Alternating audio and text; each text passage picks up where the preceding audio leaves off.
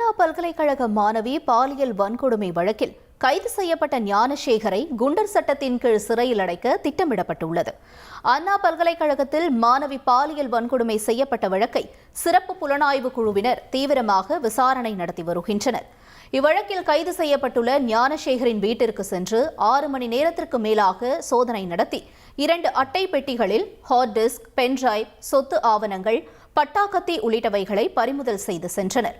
குறிப்பாக ஞானசேகரின் 2 மனைவிகளிடமும் சிறப்பு புலனாய்வு குழு போலீசார் தீவிரமாக விசாரணை மேற்கொண்டனர். ஞானசேகரன் வைத்திருந்த ஜீப் மற்றும் மற்றொரு வாகனம் குறித்து விசாரணை மேற்கொண்ட போது ஃபைனான்ஸ் நிறுவனத்தில் பணத்தை செலுத்தாததால் அவர்கள் பறிமுதல் செய்து சென்றதும் தெரியவந்தது.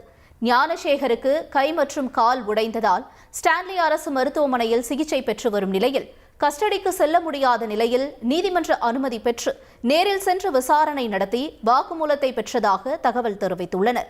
அதன் அடிப்படையிலேயே ஞானசேகரன் வீட்டை சோதனை செய்திருப்பதாக போலீசார் தரப்பில் தெரிவிக்கப்பட்டுள்ளது. பறிமுதல் செய்து சென்ற ஆவணங்களை அடிப்படையாக வைத்து மீண்டும் ஞானசேகரிடம் விசாரணை மேற்கொள்ள திட்டமிட்டிருப்பதாகவும் தகவல்கள் தெரிவிக்கப்பட்டுள்ளது.